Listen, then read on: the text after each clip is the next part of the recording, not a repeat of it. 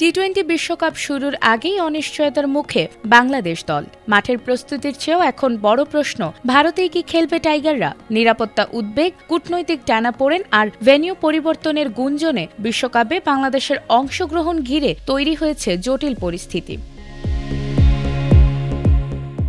আগামী 7 ফেব্রুয়ারি থেকে ভারত ও শ্রীলঙ্কার যৌথ আয়োজনে শুরু হতে যাচ্ছে টি-20 বিশ্বকাপ। সি গ্রুপে থাকা বাংলাদেশ দলের গ্রুপ পর্বের 4টি ম্যাচই সূচি অনুযায়ী ভারতে অনুষ্ঠিত হওয়ার কথা। তবে নিরাপত্তা ঝুঁকির আশঙ্কায় ভারত সফরে না যাওয়ার ব্যাপারে অনড় অবস্থানে রয়েছে বাংলাদেশ ক্রিকেট বোর্ড বিসিবি।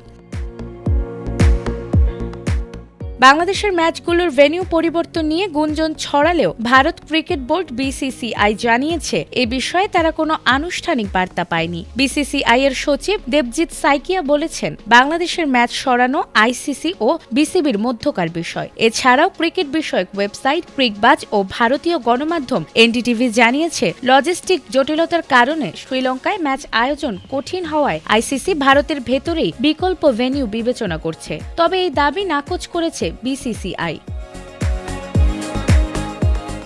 এদিকে গত 4 জানুয়ারি আইসিসিকে পাঠানো এক চিঠিতে বিসিবি বাংলাদেশের ম্যাচগুলো ভারতের বাইরে আয়োজনের অনুরোধ জানিয়েছিল। পরবর্তী চিঠিতে ভারত সফর নিয়ে নিরাপত্তার শঙ্কার বিষয়টি বিস্তারিতভাবে তুলে ধরা হলেও এখনও আইসিসির পক্ষ থেকে কোনো আনুষ্ঠানিক জবাব আসেনি। ভারতে না যাওয়ার সিদ্ধান্তের পেছনে আইপিএল বিতর্ক বড় কারণ হিসেবে উঠে এসেছে। রাজনৈতিক চাপের মুখে কলকাতা নাইট রাইডার্সের স্কোয়াড থেকে মোস্তাফিজুর রহমানকে বাদ দেয়ায় দুই দেশের ক্রিকেট বোর্ডের সম্পর্কে টানাপোড়েন তৈরি হয়েছে।